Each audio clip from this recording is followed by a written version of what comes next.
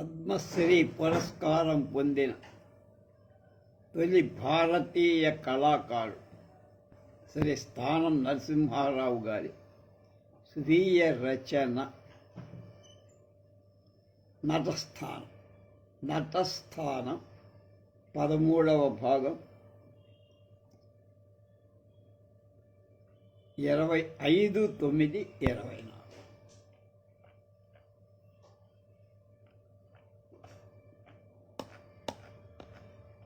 కలకత్తాలో జరిగిన నాటక ప్రదర్శనలు హడావిడంతా చెప్పిన తర్వాత ఒక విషయం చెప్తున్నారు.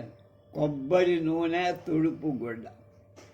నాటక ప్రదర్శనానికి ముందుగా సమకూర్చుకోవాల్సినవి వస్తువుల్లో ముఖ్యమైనది కొబ్బరి నూనె తుడుపు గుడ్డ, తర్వాతది సబ్బు బిళ్ళ. వీటిని నాటకం అయ్యేంత వరకు చాలా జాగ్రత్తగా ఉంచుకో. వీటిని జార విడుచుకున్నా లేక మర్చిపోయినా నాటకాంతాన నటుల ముఖాలు ఎంత తుడిచినా రంగు ముఖాల్లాగే బయటపడుతుంది. ఆ ముఖాలతో వేషధారుడు ఉదయం కాగానే పరిహాసాస్పదులవు. కనుక పగలు నటులు పట్టివ్వకూడదనే నిర్ణయాన్ని కళారాధకులంతా పాటించాల్సి ఉంటుందని నేను అర్థం చేసుకున్నానంటున్నా. రంగూన్ ప్రదర్శన 1933వ సంవత్సరం అక్టోబర్ మొదటి వారంలో మదనపల్లికి నాటక ప్రదర్శనాల నిమిత్తం క్యాంపు వెళ్ళా. చిత్తూరు జిల్లా నా కంపెనీలో బడిజేపల్లి లక్ష్మీకాంత కవి, సత్యహరిశ్చంద్ర నాటకర్త, సిఎస్ఆర్ ఆంజనేయులు, వంగర వెంకట సుబ్బయ్య, ముదిగొండ లింగమూర్తి, భీమవరపు నరసింహారావు, కొత్తూరి సత్యనారాయణ, కొండపాక గోవిందరావు మొన్నగు వాళ్ళు ముఖ్యం. వీళ్ళంతా వాళ్ళ పాత్ర పోషణలో, బాధ్యత నిర్వహణలో ఘటికులు. చాలా చోట్ల ప్రేక్షక ప్రశంసలు అందుకున్న ప్రతిభాశాలు. మాలో స్త్రీ పాత్రలను పురుషులే ధరిస్తూ ఉండేవాడు. మదనపల్లిలో 2 నాటకాలను ప్రదర్శించాం. మా విశ్రాంతి రోజులో ఒకనాటి సాయంత్రం అక్కడున్న ఆర్ట్స్ కాలేజీలో నాటక కళ గురించి నేను ఉపన్యాసం చెప్పి మా వసతికి తిరిగి వచ్చి రంగూన్ పట్టణంలో కలప వ్యాపారస్తులు 2 మా వసతిలో నా కోసం ఎదురు చూస్తున్నారు. వీరిది అసలు గూడూరే, ఆంధ్రులే. వీరు మా మెంబర్ల సమక్షంలో మా నాటక ప్రదర్శనలను రంగూన్లో కాంట్రాక్ట్గా ఆడించాలని సంకల్పం వెలిబుచ్చి కొంత సంభాషణ జరిగిన తర్వాత మేము రంగూన్ వెళ్ళి నవంబర్ నెలలో వాళ్ళు చెప్పినటువంటి తేదీలలో 4 ప్రదర్శనలు ప్రదర్శించటానికి ఒక్కొక్క నాటకానికి ప్రతిఫలంగా వారు మా ప్రయాణ భోజన వసతులు ఖర్చులు భరించి 1100 రూపాయలు ఇవ్వటానికి ఒక్కొక్క మా ఉభయుల్లో అంగీకారం కుదిరి ముందుగా 1500 మాకు అడ్వాన్స్ ఇచ్చి దేశాంతర ప్రయాణం మాకు రాబోతుందని మేమెంతో సంతోషించాం. ముందుగా అనుకున్న ప్రకారం మేమంతా నవంబర్ 15 రాత్రికి మెయిల్లో బయలుదేరి 16 ఉదయానికి మద్రాసు చేరాం. మాకు నిర్ణయించబడిన రామస్వామి సత్రంలో ఆ రోజు విశ్రాంతి తీసుకు మర్నాడు ఉదయం 10 గంటలకు మా భోజనాలు ముగించుకొని కారులో హార్బర్లకు చేరాం. ఆ రోజు 17 శుక్రవారం అమావాస్య. ఆ రోజు తప్పితే మళ్ళా వచ్చే శుక్రవారం దాకా రంగూన్ వెళ్ళే స్టీమర్ లేదు. పైగా ఆ రోజు పెద్ద వర్షం. ఉదయం 11 గంటలకు హార్బర్ నుంచి బయలుదేరిన స్టీమర్ హార్బర్కు రాకుండానే మైలు దూరాన సముద్రంలో లంగరు వేసుకొని నిలిచి ఉంది. దీనికి కారణం సముద్రంలో 10 మైళ్ళ దూరాన తుఫాను కేలుస్తోందట. ప్రయాణికులంతా డింగీల్లో, చిన్న బోట్లలో స్టీమర్ వద్దకు బయలుదేరాల్సిందని హెచ్చరిక. మేమంతా ఆ వానలోనే తడుస్తూ పడవల్లో సామాను ఎక్కించే ప్రయత్నంలో పెద్ద పెద్ద అలలకు మా పడవలు మునిగిపోతాయేమో అన్నంత భయం. మా మెంబర్లంతా చాలా వరకు తిథివారాలు లెక్కించే జాదస్తులే. అమావాస్య నాడు ప్రయాణం, అందులో సముద్రంలో తుఫాన్, బోట్లను తలకిందులు చేస్తే ఎత్తుగల అలలవు తలకిందులు చేసే ఎత్తుగల అలలవు. మాలో బలిజేపల్లి లక్ష్మీకాంతం మరీ చాదస్తారు. నా వద్దకొచ్చి ఒరే స్థానం, అమావాస్య నాడు ఎలాంటి ప్రయాణం పెట్టావురా, మళ్ళా మేమంతా కొంప చేరటానికైనా నేను రాను అని అక్కడ నాకు ఎదుర్తే, ఆయనతో పాటు మరికొందరు భయస్థులైన మెంబర్లు కూడా తమ అసమ్మతిని అమావాస్య అపశకునాన్ని వెళ్ళడి. ఆ కాంట్రాక్టరు నేను బతిమాలి అభిమయమిచ్చా, కానీ వాళ్ళు అంతగా సుముఖులు కాదు. అప్పుడు నేను ఒరే, చావు ఎన్నిసార్లు వస్తుందిరా, వస్తే ఒకసారి కనుక ఈ ప్రయాణికులందరూ చస్తే మనము చద్దాం పదండాను. అప్పటికే చాలామంది ప్రయాణికులు పడవలో ఎక్కి స్టీమర్ దగ్గరికి వెళ్ళిపోయారు. ఇంతలో దూరాన ఉన్న స్టీమర్ మొదటి కోత వేసి అప్పటికే మా సామాన్లన్నీ స్టీమర్ వద్దకు పడవల్లో వెళ్ళిపోయాయి. దైవం అభయమిచ్చినట్లుగా వాన కూడా కొంత వెలిసి అంతా కూడబలుకొని పడవలను ఎక్కి ఎలాగో స్టీమర్ దగ్గరకి, అక్కడ ఒక పెద్ద పడవలో స్టీమర్ పైభాగానికి నల్లబెట్టి ఉన్న నిచ్చెన మీదుగా స్టీమర్ పైభాగానికి చేర. మా స్టీమర్ ఉదయం 1 గంటకు 3వ కోత వేసింది. ఆ రాత్రి దానిపైనే మా భోజనాలు. ప్రయాణంలో సరిపడేంత వంట సామాగ్రి ఆ కాంట్రాక్టర్లే మద్రాసులో సమకూర్చుకొని తెచ్చారు. మా వెంట ఒక వంట బ్రాహ్మణ్ణి కూడా తీసుకెళ్ళా. అతడే స్టీమర్లో ఒక గదిలో వంట చేసి పెట్టారు. వారం రోజులు సముద్రం మీద ప్రయాణం చేసిన మా స్టీమర్ రంగూన్ హార్బర్ 24వ తేదీ ఉదయం 10 గంటలకి వచ్చి చేరింది.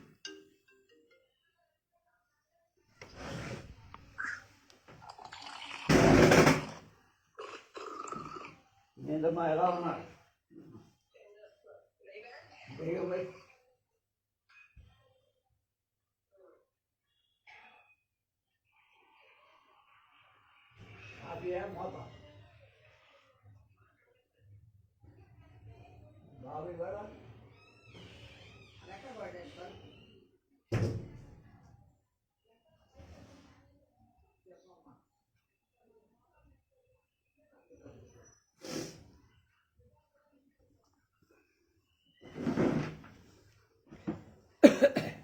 మా కోసం కాంట్రాక్టర్లు హార్బర్ దగ్గరకు వచ్చి వారి అడ్వర్టైజ్మెంట్ బోర్డులు, బండ్లు, మరొక బ్యాండ్ మేళం అని బండి సిద్ధంగా.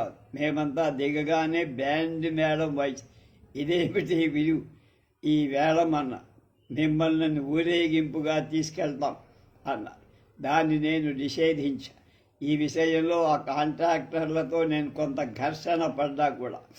శుభమాని మేము మిమ్మల్ని మంగళ వాయిద్యాలతో తీసుకుపోదలిస్తే మీరు వద్దంటం బాగా లేదన్నారు. అప్పుడు నేను ఇలా అన్నా, మీ అడ్వర్టైజ్మెంట్ బోర్డుల బండ్ల వెంట మా బండ్ల నుంచి మేళంతో తీసుకుపోవడం మాది జంతువుల సర్కస్ అనుకున్నారా? అది కాక మేమింకా ప్రదర్శనలు ఇవ్వాల. మా ప్రదర్శనలు ఇక్కడి వాళ్ళకి ఏ విధంగా రుచిస్తాయో తెలియదు. ముందుగానే మాకు ఈ మేళం ఎందుకు? దీనికి మేము అంగీకరించు కనుక మమ్మల్ని గుర్తుగా మాకు నిర్ణయించబడిన వసతికి చేర్చ. వారు నా మాటలు కొంత నిరుత్సాహపడి ఎదురు చెప్పడం ఇష్టం లేక ఆ విధంగానే చేర్చేశారు.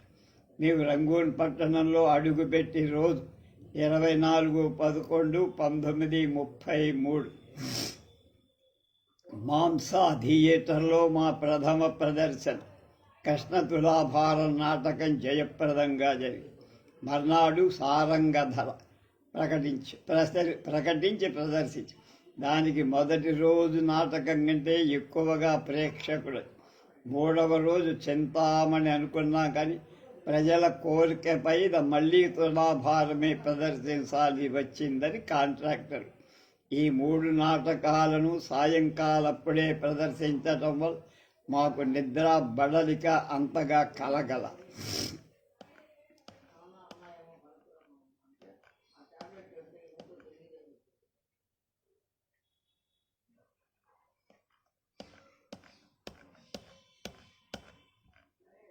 మూడవది తులాభారం ప్రదర్శనలో వచ్చే వ్యంగ్యం, హాస్యం ప్రకటించాల్సిన సందర్భాల్లో ప్రేక్షకులు నవ్వేసి ఆ నవ్వు మాకు తర్వాత నడిచే సంభాషణలు మింగేదిగా కొంతసేపటి వరకు నడిచేది. అందువల్ల మంచి భావాలు, మాటలు కొన్ని ప్రేక్షకులకు వినబడకుండానే తేలిపోతాయి. నాటకం సగం గడిచాక విశ్రాంతి గంట మోగు.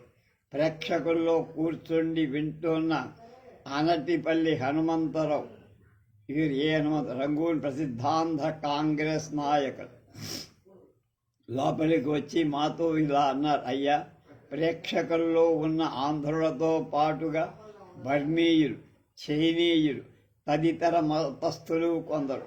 మీరు స్టేజ్ మీద పలికిన భాష వారికి అంతగా తెలియదు.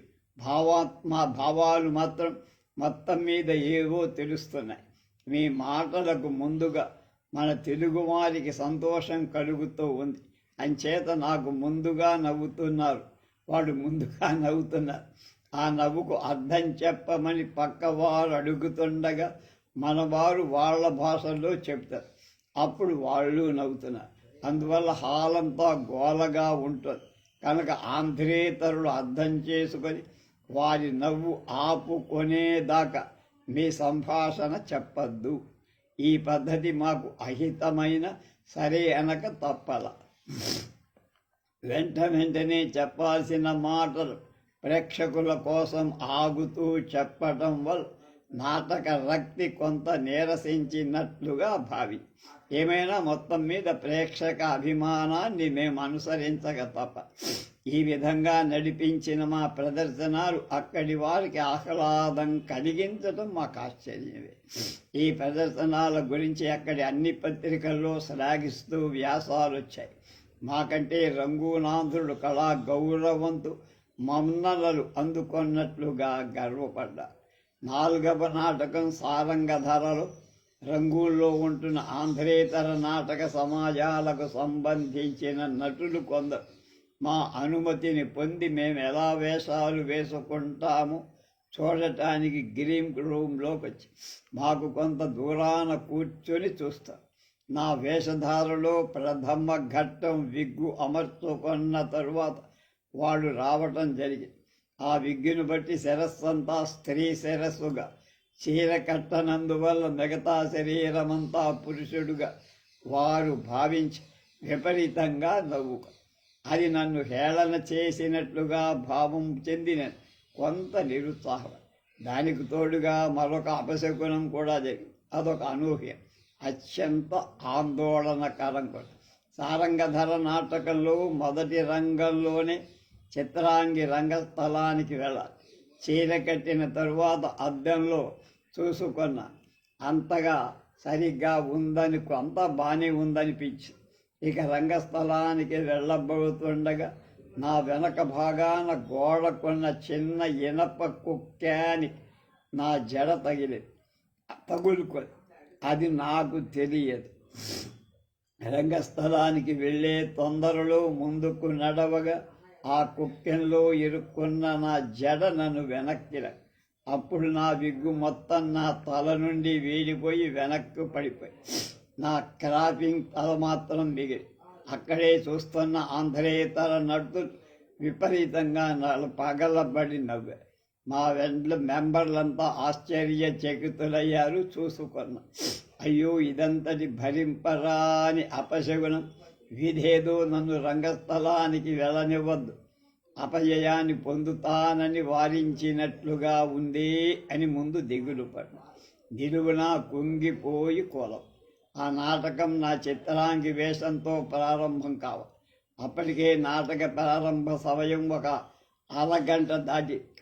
మొదట నేను విగ్గు పెట్టుకోవడానికే దాదాపు గంట పడి, ఇప్పుడు మళ్ళా విగ్గు పెట్టుకోవడానికి వ్యవధి ఎలాగా అని దిగులు పడి ప్రేక్షకులు అప్పుడే అయిన ఆలస్యానికి గోల చేస్తూ కాంట్రాక్టర్ కబురు చేశారు, వచ్చారు. సంభవించిన అపశకునాన్ని విస్తుపోయారు. 15 గంటలో నాటకం ప్రారంభిస్తామని ప్రేక్షకులకు ఈ విషయం తెలపకుండా అయిన ఆలస్యానికి క్షమాపణలో మనవి చేయమని కోరారు. వెళ్ళి అలాగే చెప్పచ్చు. 15 గంట కాలంలో మళ్ళా నా విగ్గును తలకెట్లాగో అమర్చు, దాన్ని మొదట అలంకరించినట్లుగా మాత్రం కుదర. అయినా యశోవా మృత్యుర్వా అనుకున్నా. కోల్పోయిన ధైర్యాన్ని మళ్ళా బలవంతంగా తెచ్చుకొని నా ఉపాసనా దేవతను మనసారా కన్నీటితో ధ్యానం చేసుకున్నా. రంగస్థలానికి వెళ్ళా. కొంతసేపు అయ్యేంత వరకు ఆ అపశకునాన్ని మరవలేక నా ఏకాగ్రతత్వ చిత్తాన్ని ఆ పాత్ర తత్వంలో చూపించలేకపోయా. తర్వాత అలవాటు చొప్పున పాత్ర తత్వంలో చొరబడ్డా. ఆనాడు అద్భుతంగా నా పాత్ర నటించి ప్రేక్షకులు నా పద్యాలకే కాక వచనాలకు కూడా కొన్ని ఘట్టాల్లో కరతాళ ధ్వనులు చేశారు. ఒక్కొక్క రంగంలోంచి నేను నిష్క్రమించడంతో ప్రేక్షకులు ఆనందాన్ని తెలిపే కరతాళ ధ్వనులు చేశారు. ఆనాడు 27/11/33 1933 తేదీ నేను రంగస్థలాన పునరుజ్జీవితుడైనట్లుగా నటన ఉత్సాహార నడిచా కాదు, విహరించా. నాటకం ఇంకొక రంగంతో ముగుస్తుందనగా ఈ ఎస్ వెంకన్న గారు, ఆంధ్ర అసోసియేషన్ అధ్యక్షులైన శ్రీ ఆర్ సన్యాసయ్య గారు రంగస్థలమెక్కి నాకు 2 బంగారు పతకాలు రంగస్థలం మీదే బహుకరి. ఈ పథకాలను వారు అంత క్రితం చూసిన నా వేషాలకు ఆనందించి చేయించి తెచ్చినట్లుగా చెప్పారు. వాటిని అందుకున్నప్పుడు నా కళ్ళు ఆనందాన చెమ్మగిలే. ఆ చెమ్మగిలటం ఆ బంగారు పథకాలకు కాదు, నాకు జరిగిన అపశకునానికి నేనెంతగా కుంగిపోయాను. అందుకు విరుద్ధంగా నా ఉపాసనా దేవత నన్ను అనుగ్రహించు అని దేవత కాదు, దయ్యము కాదు. దానికి కారణం నీ ఏకాగ్ర చిత్తమే అని ఎవరైనా అనొచ్చు. ఆ ఏకాగ్ర చిత్రాన్ని నా నటనలో నిలిపిన శక్తినే అది దేవతగా భావిస్తోంది. 28/11/33 విశ్రాంతి రోజు. తర్వాత ప్రదర్శనం చింతామణి 28/11 విశ్రాంతి. 29/11/33 జరిగింది చింతామణి. ఆనాడు అక్కడి శక్తి బలిజీ సంఘాధ్యక్షుల ద్వారా నాకు ఒక బంగారు పథకం, ఆర్వీఎస్ అసోసియేషన్ ద్వారా మరొక బంగారు పథకం బహూకరించబడి, సిఎస్ఆర్ ఆంజనేయులు కూడా ఒక బంగారు పథకాన్ని ఆ రోజు ఆయన కూడా బంగారు పథకం బహూకరి. మర్నాడు మేము ప్రదర్శించబోయే కృష్ణ తులాభారం నాటక ప్రదర్శనలో నాకు బంగారు కిరీటాన్ని బహూకరిస్తారని ఆ రోజే ప్రకటించబడి, ఈ కిరీట ప్రదానం విషయం 4 రోజుల క్రితమే నాకు ఆ ప్రదాతలు చెప్పారు. రంగూన్లో బంగారు కిరీట ప్రదానం ఆ రోజు 30/11/1933 కృష్ణ తులాభారం నాటకంలో 4వ పర్యాయం ఆ ఊళ్ళో ప్రదర్శిస్తున్నాం. పౌడర్లు వేసుకొని గ్రీన్ రూమ్లో ఆ బహుమతి ప్రదాత వచ్చి రంగూన్ పురజన సహకారంతో బంగారు కిరీటాన్ని చేయించి ముందుగా మాకు చూపించి, అది చూసిన తర్వాత నా ఆనందం హద్దులు దాటిపోయి కొంత వివసుండయి. తర్వాత మనస్సును స్వాధీనంలోకి తెచ్చుకొని మెంబర్లంతా సంతోషించి నాకు రంగస్థలాన కిరీట బహూకరణం జరిగేటప్పుడు మీరంతా రంగస్థలాన ఉండాలని నా మెంబర్లందరినీ కోరి, మేమంతా ఎందుకురా అని బడిజేపతి లక్ష్మీకాంతం గారన్నారు. అలా కాదు, మీ అంతటి సహకారం వల్లనే నా నటనకు మెరుగొచ్చిందండి, గౌరవం లభించింది. కిరీట ధారణ మాత్రం నాది, కానీ అందులో శోభించే గౌరవం నాతో పాటు మీ అందరికీ సమానంగా చెందు. అందుకు ముందుగా మీకందరికీ ప్రేక్షకుల సమక్షంలో నా కృతజ్ఞత చెప్పుకోవాలనుకున్నా. మీ అందరికీ ముందుగా పాదాభివందనం చేసి మీ అనుమతి పొంది ఆ పైన నేను ఆ కిరీటాన్ని ధరిస్తాను, కనుక నన్ను చిన్నబుచ్చవద్దు అని ప్రార్థించా. చివరకందరూ సంతోషపూర్వకంగా అంగీకరించారు. నాటకం ప్రారంభమైంది. సగం నడిచిన తరువాత విశ్రాంతి గంట ముందు కట్టెన్ వాల్చాం. దాని ముందుకు పెద్ద మనిషి వచ్చి, ఇప్పుడు స్థానం వారికి స్వర్ణ కిరీటాన్ని బహూకరించబోతున్న కనుక బయటికి వెళ్ళిన వాళ్ళంతా తమ స్థానాల్లోకి వచ్చి కూర్చొండ ప్రార్థన అన్నారు. ఈలోగా విశ్రాంతి సమయంలో రంగస్థలమంతా అంతఃక్రితమే జాగ్రత్త పెట్టుకున్న మామిడి తోరణాలతో, పూలమాలతో, రంగురంగుల ఎలక్ట్రిక్ దీపాల తోరణాలతో శోభాయమానంగా అలంకరించారు. రంగస్థలం మీద దాదాపు 25 కుర్చీలు పైన వేసి వాటిపైన మా సభ్యులంతా వచ్చి ఆసీనులై, నాకు మాత్రం స్టేజీకి ఒక పక్కగా ముందు భాగంలో వేదిక ఒకదాన్ని అలంకరించి దానిపై నన్ను కూర్చోబెట్టారు. స్టేజీకి మరో పక్క ముందు భాగంలో సన్నాయి మేళం ఏర్పాటు చేసి ఆంధ్రుల్లో కొందరు పెద్దలు కూడా వచ్చి వేదిక మీద తమ స్థానాల్లో ఆసీనులయ్యారు. అవటపల్లి హనుమంతరావు గారి అగ్రాసనాధిపత్యం వహించారు.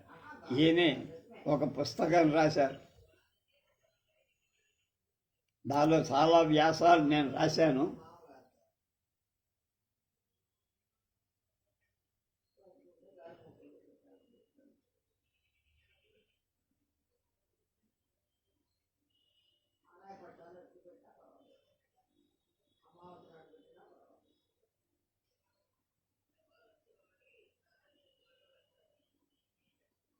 విశాలాంధ్రం దాని పేరు.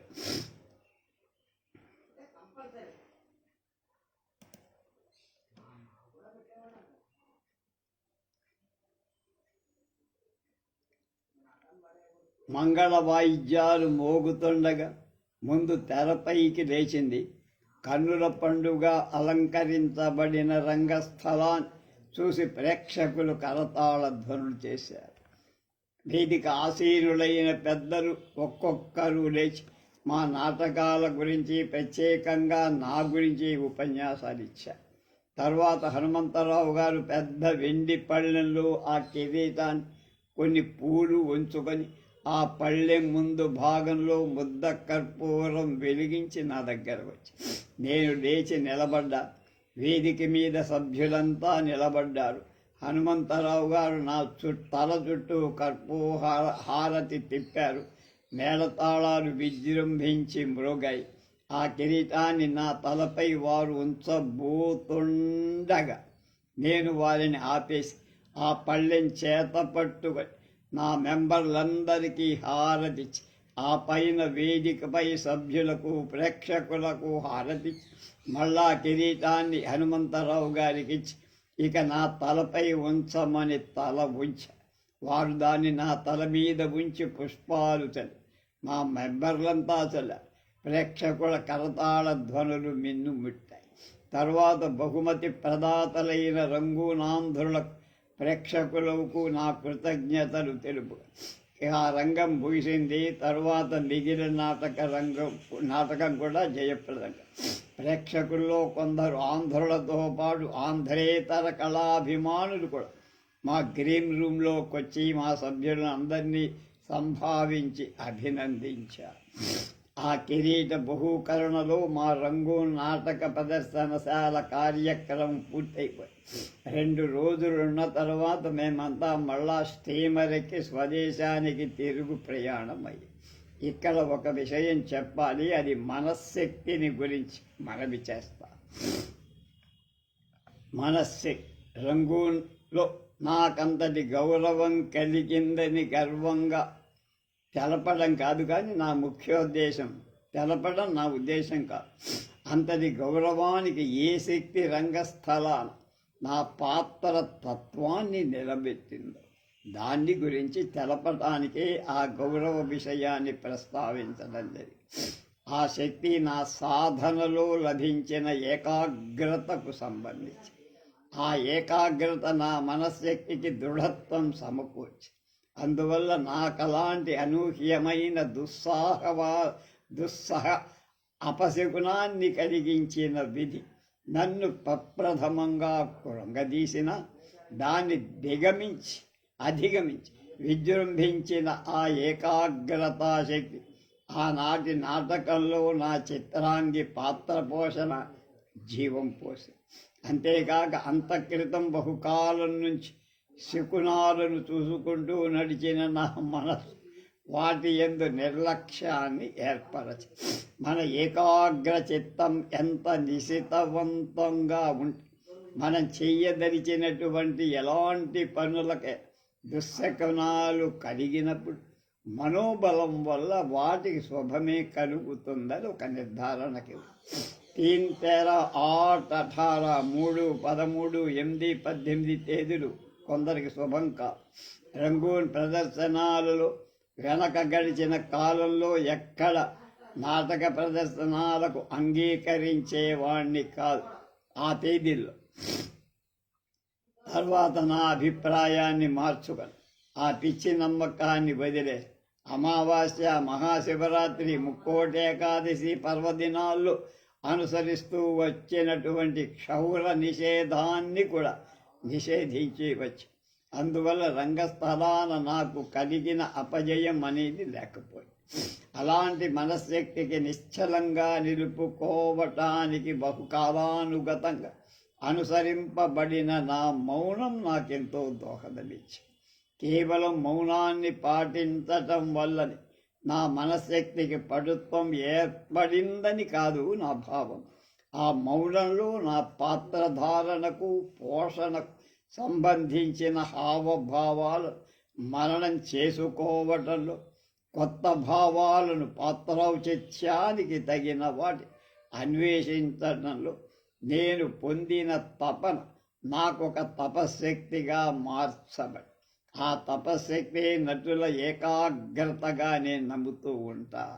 దీన్ని ఒక్కొక్కప్పుడు భగవత్ శక్తిగా కూడా నేను భావిస్తూ ఉంటా. ఈ శక్తి నా నాటక జీవితంలో ఎన్నో విషమ ఘట్టాలను ఎదుర్కొని నన్ను సఫలీకృతుణ్ణి చేసింది. రంగస్థలాన నా చెంత అప్సరస లాంటి స్త్రీలు నటించారు. వారి ఆకార పుష్టిలో అందచందాల్లోనూ పోల్చి చూస్తే నా స్త్రీ వేషం ఏమంత ఆకర్షణీయంగా ఉండేది కాదు. వారి గాత్ర మాధుర్యం నా గాత్ర శబ్దానికి లభింపకపోగా కొన్ని భావోద్రేక సమయాల్లో శృతి తప్పుతూ ఉండేది. ఎంత యజ్మిచ్చేస్తున్నారు పాటల్లో కూడా ఆ వలయం ఆ అపలయ ఏర్పడుతూ అయినా నా భావ పుష్టికై నా మనస్శక్తి జోడించటం వల్ల నా పాత్ర పోషణ ఎన్నికగా రాణిస్తూ ఆదరింపబడుతూ ఉంది. అట్లా అని రంగస్థలాన నాకెప్పుడు అపజయం కలగలేదని చెప్పలేదు. కొన్ని సమయాల్లో కలిగి దానికి కారణాలు నాకేర్పడిన అలసత్వం, అలక్ష్యం, తర్వాత స్వయంకృత అపరాధం, ఆయా సమయ సందర్భాల అనివార్య అవాంతర పరిస్థితులని చెప్పాలి. ఎన్ని అవాంతరాలు వచ్చినా, ఎన్ని దుష్టశక్తులు నన్ను కుంగదీసిన, నా మౌనంలో లభించిన ఏకాగ్ర మనశక్తి ఈ పనులు చెయ్యాలి, ఇవి చెయ్యకూడదు అని నిశ్చయించుకున్న సందర్భాలు నా మనసు అచంచలమైన నేను సాధించలేనిది లేదు అని తోచే ఇందుకు ప్రప్రథమంగా ముఖ్యంగా దోహదమైన పూజ్య మహాత్మా గాంధీ గారి మనశక్తికి మానసికంగా ప్రణమిల్లుతూ ఉంటుంది. నటనలో ఏకాగ్రత గురించి, దాని సాధనలో లభించిన ఒక ఘట్టాన్ని గురించి చెప్పాలి మీకు. నటనలో ఏకాగ్రత మొదట నాటక ప్రదర్శనానికి నన్ను వన్నె పెట్టేది మంచి నటన. ఆ నటనకు పటిమ జీవము ఇచ్చేది ఏకాగ్రత, అంటే చలించని దీక్ష. అదే తపస్సు. ఇక్కడ తపస్సు అంటే అన్నీ విసర్జించి అడవుల్లో కూర్చొని ధ్యానం చెయ్యటం. మనస్సును ఒకానొక విషయం మీదనే దానికి సంబంధించిన భావ పరిణామంలోని అవాంతరాలలోని మూలాలలో చొప్పించుకొని తెలుసుకున్న ప్రయోగ విధానాన్ని నటన పరంగా వ్యక్తపరచటమే ఈ తపస్సు లక్ష్యం. దీని శక్తి అద్భుతం, అమోఘం. ఈ శక్తి అందరికీ జన్మతః ఏర్పడి కాలానుగుణంగా వాళ్ళ సాధనలో అలవడి మోతాదుల భేదంలో రాణిస్తూ దీనివల్ల ఎలాంటి దుర్ఘట కార్యాలైనా సాధింపబడుతూ ఉంటుంది. అది అంటే ఈ ఏకాగ్రత ఉత్తమ కార్యసాధనకు వినియోగించబడినప్పుడు సర్వజన ఆహ్లాదకరంగా శ్రేయోదాయకంగా ఇదొక జన్మాంతర సుకృతి. ఈ జన్మలోని సాధనాంతర ఫలితం. ఈ రెండు వైపులా పదను గల ఆయుధం లాంటి అటు చెడుకు ఇటు మంచికి ఉపయోగం. మంచి మనస్సు కలవాడు చేతిలో ఇది ఇమిడినప్పుడు మాణిక్యంలా భాషిస్తాడు. చెడు తలపు కలవారి చేతిలో ఉంటే పిచ్చివాడి చేతిలో రాయిలాగా వ్యర్థమవుతుంది. మనం చూసిన 5 ఏళ్ల పాలన ఉంది అలాగా.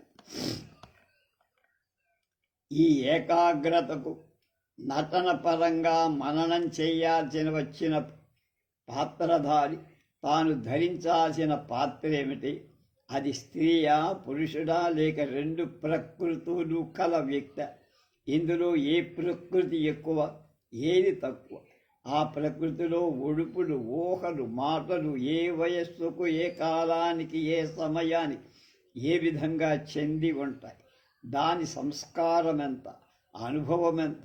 ఈ మొదలైన వాటిని పరిశీలించి సేకరించుకునేందుకు తన చుట్టూ ఉన్న జీవ ప్రపంచంలోకి మనసు మళ్లించుకొని నిదానంగా అన్వేషించ.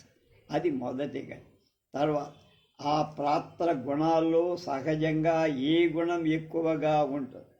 అది కోపమా, ముక్కోపమా, పంతమా, శాంతం, త్యాగనిరత, భోగపరం, రాగమా, విరాగమా, నిబ్బరమా, నిర్వేదమా, కాఠిన్యమా, కారుణ్యమా మొదలైగల విభేదాలను, వాటి హెచ్చు తగ్గులను విచక్షణతో విమర్శించుకోవాల్సి ఉంటుంది. ఇది 2వ ఘట్టం.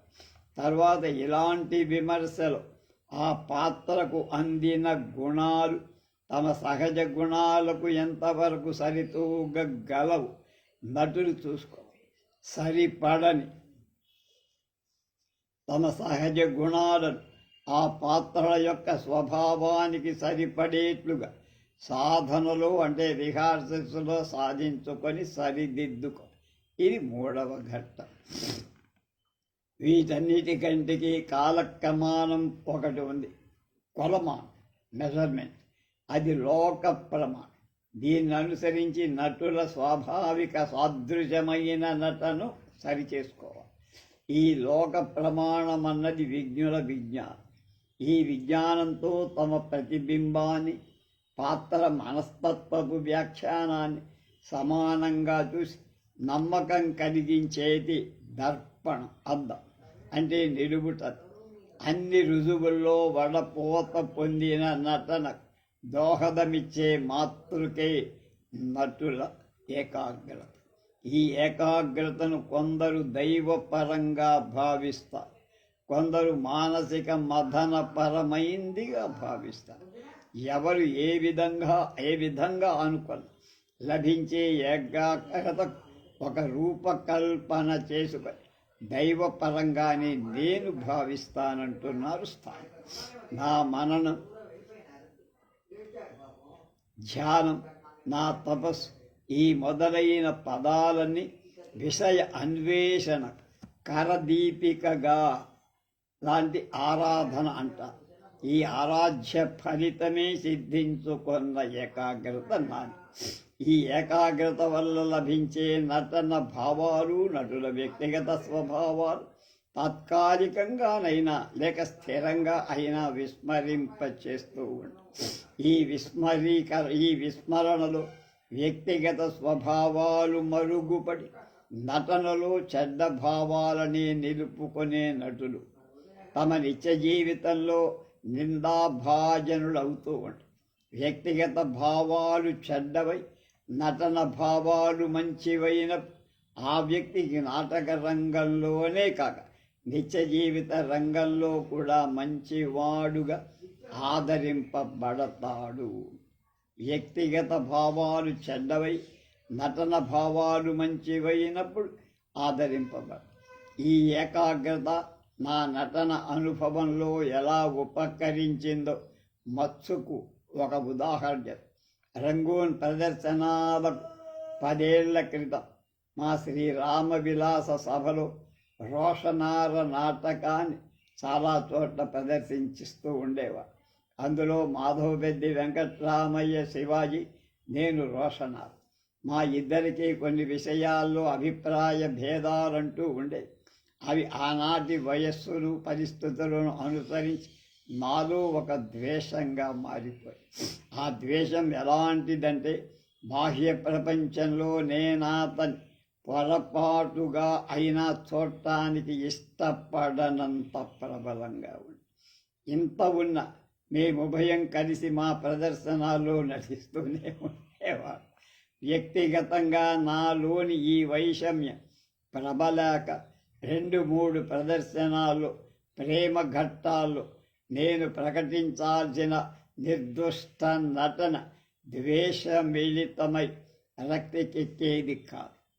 కనుక కారణం ఆ నాటకంలో రోషనార శివాజీపై తన ప్రేమ వెల్లడి. అప్పుడు శివాజీ మాతృభావాన ఆ ప్రేమను అలా నిరాకరించడంలో ఆ పాత్రధారి వ్యక్తిగతంగా నాపై గల వైషమ్యం తన భావ ప్రకటనకు ఎంతో స్వభావమైన వన్నెతి. దానితో అతడిట్టే ప్రేక్షక ఆనందాన్ని కరతాళ ధ్వనులతో కొట్టేసేవాడు. అలాంటి రక్తిని నేను పొందజాలనందుకు ఎంతో మదన పడుతూ ఉండే.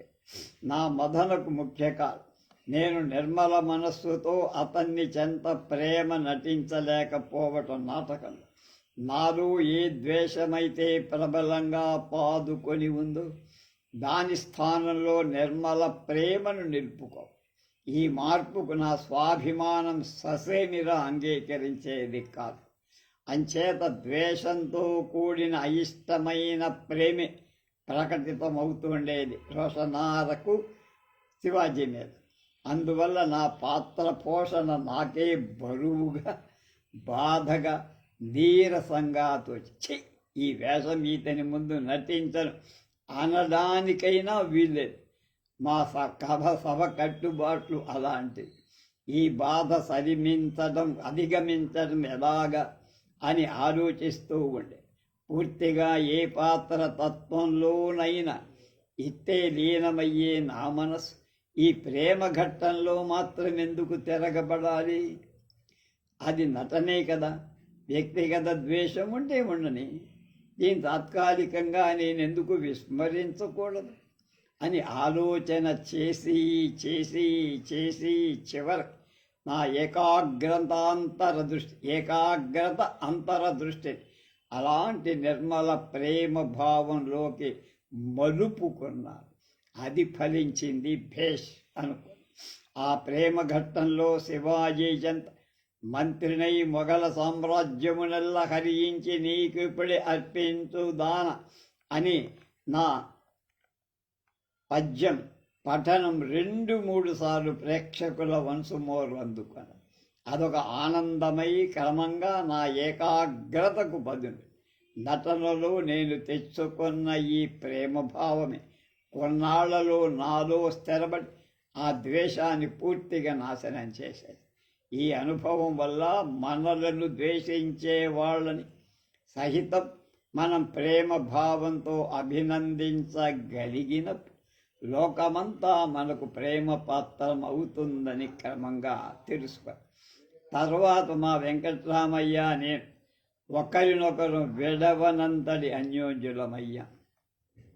అలాంటి అన్యోన్యత ప్రేమ భావనలు పురుషులమైన మా ఉభయంలో ఎంత మితిమీరిన ప్రమాదం. అలా కాక ఒక భర్తకు చెందిన స్త్రీ పరపురుషుడు రంగస్థలాన ప్రేమికులుగా వ్యవహరించే నటనకు దోహదమైన ఈ ఏకాగ్రత రంగస్థలాన్ని అధిగమించి ఆ వ్యక్తుల బాహ్య జీవితంలో దిగజారినప్పుడు అది నీతి బాహ్యమై దృశ్యం కాక తప్ప. అలాంటి ప్రమాదాలకు గురి కాకుండా అలవాటు పడిన జాగ్రత్తకు సురభి నాటక సంఘాలు వాళ్ళెంతో అభినందనీయులు. ఈ సురభి నాటక సమాజాల వారంతా దాదాపు ఒకే కుటుంబానికి చెందిన బంధువు. వీరిలో రంగస్థల మీద ఒక స్త్రీ తన భర్తకు చెల్లెలు, ఒక చెల్లెలు తన అన్నకే భార్య, ఒక తండ్రి తన కుమార్తెని చెరబట్టే దుష్టుడు. ఇట్లే తమకున్న సహజమైన వావి వరసలు రంగస్థల నటన పరంగా తారుమారవుతూ ఉంటాయి. ఈ మార్పులు రంగస్థల విరమణం తర్వాత విస్మరింపబడకపోతే ఆ సురభి నాటక సంఘాలు ఎంత విరివిగా ప్రచారంలో ఉండేవా? ఈ జాగ్రత్తకు మూల కారణం విచక్షణతో అనుష్ఠించబడే ఏకాగ్రత. తర్వాత ఏలూరులో అవమానం ఏం జరిగింది, ఎలా? 1935వ సంవత్సరం. ఆ తేదీ నెల గుర్తు రావటంలా, తేదీ సంవత్సరం తెలుసు కానీ తేదీ నెల జ్ఞాపకం. ఏలూరులో సారంగధర నాటకాన్ని కాంట్రాక్టుగా ప్రదర్శిస్తూ ఆనాటికి 1 సంవత్సరం క్రితం ఈ నాటకానికే ఏలూరు కాంట్రాక్టర్కి ఒకటి మాటిచ్చి ఆ మాటిచ్చిన వారం రోజుల్లోగా అతడు మాకు కొంత అడ్వాన్సుగా డబ్బిస్తానని చెప్పి ఇవ్వకుండా నెల రోజులు గడిపారు. తర్వాత అతనికి ఉత్తరం రాశా, సమాధానం లేదు. మళ్ళా కొన్నాళ్లకు రాసిన నా ఉత్తరంలో ఏలూరు నాటకం బాపతు అడ్వాన్స్ వారం రోజుల్లో మాకు ఇవ్వకపోతే మేము ఆ నాటకాన్ని మరెవరికైనా ఏలూరుకి ఇచ్చుకుంటామని కూడా రాశారు. దానికి ఆయన దగ్గర నుంచి సమాధానం. అలా 10 నెలలు గడిచిపోయాయి.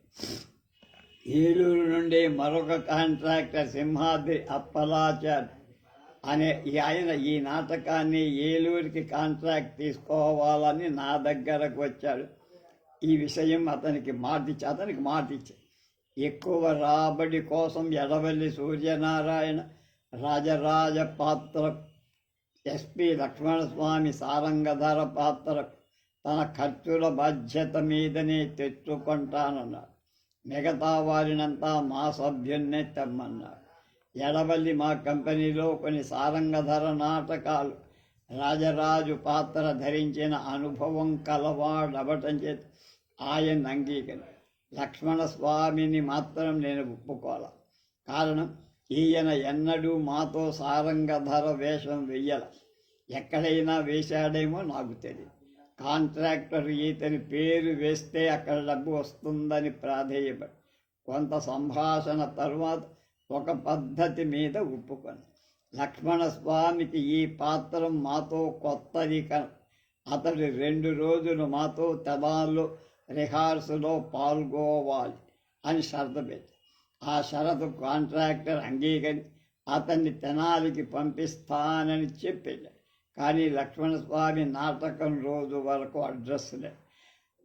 నాటకం రోజు ఉదయాన మమ్మల్ని ఏలూరు తీసుకెళ్ళటానికి కాంట్రాక్టర్ తెనాలొచ్చి లక్ష్మణస్వామితో ఒక్క రిహార్సల్ అన్నా లేకుండా మేము ఏలూరుకి బయలుదేరం అని ఖచ్చితంగా చెప్పి మాట తప్పినందుకు ఆయనే విచారపడుతూ క్షమాపణతో మళ్ళీ ప్రార్థేయపడు. భీమడోర్లో లక్ష్మణస్వామి తన సారంగధర పాత్రాన్ని బాగా రిహార్సల్ చేసుకొని నాటకం రోజు సాయంత్రానికల్లా ఏలూరు వచ్చి వాళ్తాడని కాంట్రాక్టర్ ఎంతో నమ్మకంగా చెప్పి నా మనస్సుకు సమాధానం లేదు. అతడు మళ్ళా ఇలా, అయ్యా మీరు బయలుదేరకపోతే మా వీపులు రాండోళ్ల మోత మోగిస్తా, దాదాపు 2000 నష్టం. బీదవాణి అక్కడక్కడ అప్పు తెచ్చి నా కూతురు పెళ్లికని ఈ నాటకం పెట్టా, దయ ఉంచి మీరు బయలుదేరాలంటూ కాళ్లకు నమస్కరించాడు. సరేనని రైలెక్కా. సాయంత్రం 6 గంటలకే నేను వేషధారణలోకి దిగా. అంతా వేషాలు వేసుకుంటున్నా. 8 గంటలు లక్ష్మణస్వామి గ్రీన్ రూమ్లోకి వచ్చాడు. తన వేషం వేసుకుంటుండగా పోర్షన్ బాగా వచ్చిందా అన్నా. ఓ అన్నాడు. మరి తెనాలి రిహార్సల్కి రాలేదేమన్నా. నన్నెవరూ రమ్మలేదే అన్నాడు. కాంట్రాక్టర్ చెప్పలేదా అన్న. 10 రోజుల కిందట నాకు అడ్వాన్స్ ఇచ్చి వెళ్ళాడు, కానీ నన్ను మీరు తెనాలి రమ్మన్నట్లు చెప్పరు. ఈ మాట చాలా నిరుత్సాహపడి వెంటనే కాంట్రాక్టర్కు కబురు చేశాను. అతడు రాత్రి 10 గంటల దాకా నా దగ్గరికి రా. నాకు ఇవ్వాల్సిన డబ్బంతా ఎవరి ద్వారానో పంపించారు, కానీ తాను మాత్రం మొగం చాటేసి అప్పుడు పంచాయతీ పెట్టడం బాగుండని, శ్రేయస్కరం కాదని నాటకం ప్రారంభిద్దామనుకు. ఈలోగా వెనక ఈ నాటకాన్ని కాంట్రాక్టుగా తీసుకొని అడ్వాన్స్ పంపిస్తానని మాట తప్పిన ఆ వెనకటి కాంట్రాక్టర్ నా దగ్గరకు వచ్చి, ఏమండి స్థానం వారు, ఈ నాటకం నాకు ముందుగా వేస్తామని మాటిచ్చి మరొకరికి ఎలా ఇచ్చారు? ఇది మీకు న్యాయమా అని ఉద్రేకంగా మా ఇద్దరికీ కొంత ఘర్షణ జరిగింది. తర్వాత అక్కడ చేరిన వాళ్ళందరికీ మా ఉభయులకు జరిగిన వ్యవహారమంతా వివరించి అప్పుడందరూ అతన్నే మందలించి బయటికి తీసి నాటకం ప్రారంభించాం. సారంగధరునికి పోర్షన్ సరిగ్గా రాలా నట్టుతున్నాడు. చివరకు ప్రాంప్టింగ్ అయినా అందుకోలేని అయోమయంలో పడ్డాడు. అతనికి నా పోర్షన్ ద్వారా సమాధానం చెప్పాల్సిన వాక్యాలు ముందు వెనకలైపోయి రసాభాసం అవుతూ వచ్చి ఈ విషయం క్రమంగా ప్రేక్షకులకు అర్థమైంది. గోల మొదలుపెట్టి ఎడవల్లి సూర్యనారాయణ తన రాజరాజ పోర్షన్ సక్రమంగా వ్యవహరించాడు, కానీ చివరి రంగంలో చిత్రాంగి కత్తితో పొడుచుకొని చావబోయే ముందు నేను మామూలుగా చెప్పే స్వగతంలోని ముఖ్య భావాలన్నిటినీ తన పశ్చాత్తాపానికి అనుకూలంగా తానే చెప్పి వెళ్ళిపోయాడు. అది నాకు ఆశ్చర్యంగా. అంతకుముందు జరిగిన రసాభాసలో ఖిన్నుడైన నేను మరింత కుంగిపోయి, అందువల్ల నాయన స్వగతాన్ని చెప్పలేక లోపలికి వెళ్ళి తెర వాల్పించి గ్రీన్ రూమ్లోకి వెళ్ళి నా వేషాన్ని విప్పేసుకుంటున్నా. అప్పటికే 10 నిమిషాలు గడిచిపోయి ప్రేక్షకులెవరూ వెళ్ళాల. ఇంతలో ఆ వెనకటి కాంట్రాక్టర్కు సంబంధించిన వారొకరు నా దగ్గరకు వచ్చి నన్ను చూసి, అయ్యయ్యో ఇదేమిటి, వేషం విప్పేస్తున్నారేమిటి? మీరు చివరి చెప్పే స్వాగతం వినటానికి ప్రేక్షకులంతా ఇంకా కూర్చొనే ఉన్నారన్న. నేను చెప్పేది మా ఎడవల్లి చెప్పేశాడు కనుక నేనిక చెప్పేదేం లేదు, రాను అన్నారు. ఆ మాట విని అతడు రివ్వున రంగస్థలం మీదకి వెళ్ళి, అయ్యా వినండి ఒక్క మాట. పోర్షన్ రాని సారంగధరుడితో స్థానం వారెట్లాగో నాటకం ఆడేశారు. మన డబ్బు కాజేసి చివరికి చిత్రాంగి చెప్పాల్సిన పోర్షన్ను చెప్పకుండా ఎగేసి వేషం విప్పేస్తున్నా. నేను వెళ్ళి అడిగినా ఇక నేనేం చెప్పేదేం లేదు, ప్రేక్షకులను ఇళ్లకు వెళ్ళమని చెప్పానని అంటూ కనుక ఈ విధంగా మన కళ్ళల్లో దుమ్ము కొట్టి ఆడేసిన నాటకాన్ని మీరంతా మన్నించి గొర్రెల మందరగా తలంచుకొని వెళ్ళిపోతారో, లేక మీరిచ్చిన డబ్బుకు స్థానం వారి చేత ఆ స్వగతాన్ని చెప్పించుకుంటారో ఇక మీ ఇష్టం. ఉద్రేకంతో ఈ మాటలకు ప్రేక్షకుల్లో కొందరి కోపం కలిగింది. కలకలం బయలుదేరి అందులో కొందరు లేచి రంగస్థలానికి రావాలి, ఆ స్వాగతం చెప్పాలి, రమ్మనండి పిలవండి అని కేకలేసి ఆ తర్వాత నేనున్న చోటికి ప్రవేశించి కొందరి నిర్బంధం వల్ల నేను రంగస్థలానికి రాక తప్పల. వేషం విప్పేసి మామూలు ధోబతితో లాల్చీతో వచ్చా. ఆ నాటకం జరిగిపోయిన తప్పిదాన్ని వివరించి చెప్పా మొత్తం. అందుకు నా విచారాన్ని పశ్చాత్తాపాన్ని చెప్పా. చివరకు క్షమాపణ కూడా చెప్పి ఇంతగా చెప్పుకున్న కొందరు నన్ను వెడవల.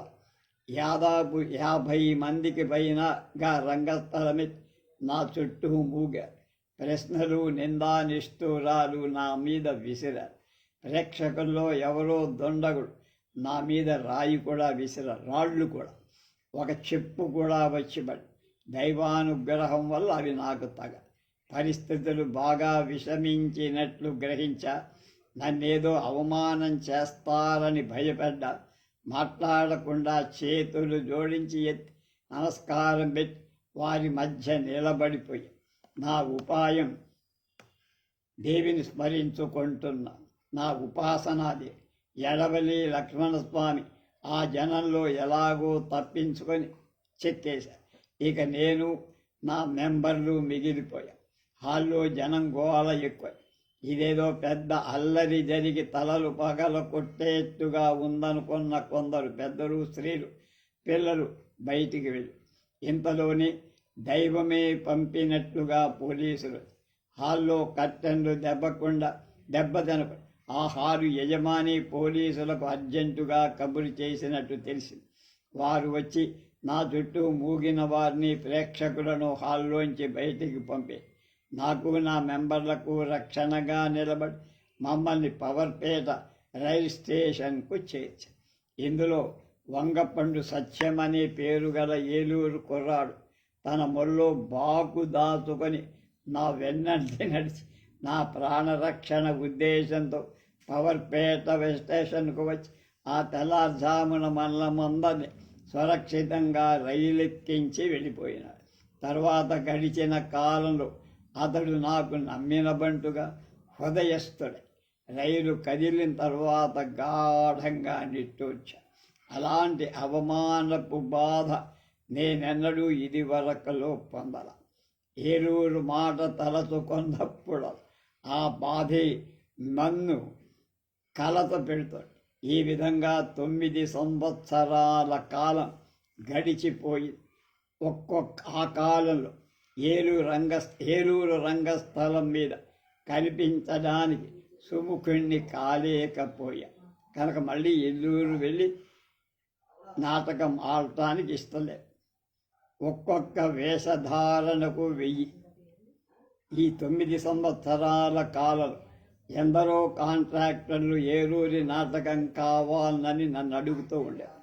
మరి ఈ జన్మలో ఏలూరు రంగస్థలం ఎక్కనన్న తెనాలి నుండి రాజమండ్రి కానీ దానిపై పట్టణాలు కానీ నేను నాటక ప్రదర్శనానికి వెళ్ళేటప్పుడు కొందరు ఏలూరు పెద్ద మనుషులు పవర్పేట స్టేషన్లో మా రైలు పెట్టోకి మాతో ఏలూరు స్టేషన్లోకి వచ్చి ఏలూరులో మళ్ళీ నాటకం వెయ్యాలనుకో. నేను వారంటే రానంటే వారు ఎవరో తుచ్చులు, స్వార్థపరులు, మేమేం లేదో అన్నారని మాపై అభిమానం గల ఏలూరు రసజ్ఞుల కోర్కెను నిరాదరించడం మీకు న్యాయమేనా అని నా నిర్ణయాన్ని మార్చే ప్రయత్నం. కానీ ఫలితం మాత్రం నిరాశగానే తేలిపోతుంది. ఆ విధంగా 9 ఏళ్ల కాలంగా ఈ కాంట్రాక్టరు కళాపోషకుడైనట్టు మోతే నారాయణరావు జమీందారి వద్ద నుంచి నాకు ఒక రికమెండేషన్ ఉత్తరం వచ్చి అందులో వారు ఏలూరులో మా నాటక ప్రదర్శనాన్ని దయచేసి అంగీకరించమని. అప్పటికి నా వయస్సు గణించుకున్న సహనం వల్ల వారి అభ్యర్థనకు సుముఖుండై నా ఒక్క వేషధారణకు 1116 ఇమ్మనుకో. వారింత డబ్బు ఇవ్వరని అనుకుని తప్పించుకుందామని కోరు.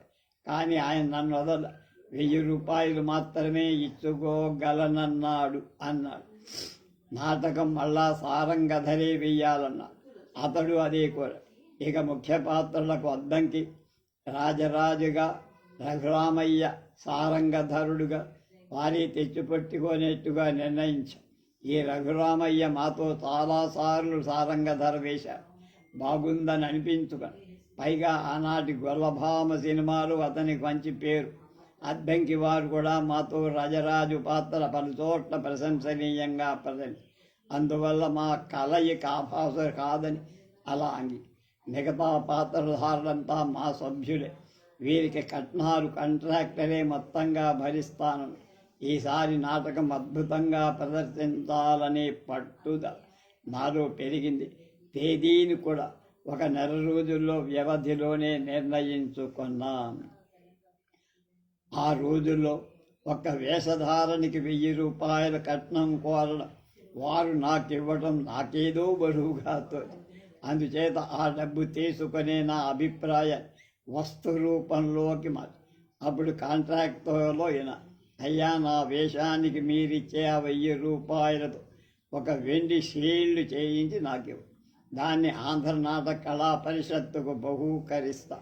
దానికి వారు కళా పరిషత్తులో ఉత్తమ నాటక ప్రదర్శన ఇచ్చిన సంఘాన్ని నా పేరిట ప్రతి ఏడా రోలింగ్ షీల్డ్గా బహుకరిస్తూ ఉంటారు. అందువల్ల ఔత్సాహిక నాటక సంఘాలు కళాభివృద్ధికి కొంత ప్రోత్సాహకరంగా ఉంటుంది. అతడు ఆ అభిప్రాయాన్ని ఎంతో సంతోషించి అలాగే రేపు స్థానం రోలింగ్ ఫీల్డ్ అనే విషయం మీద తెలుసుకుందాం.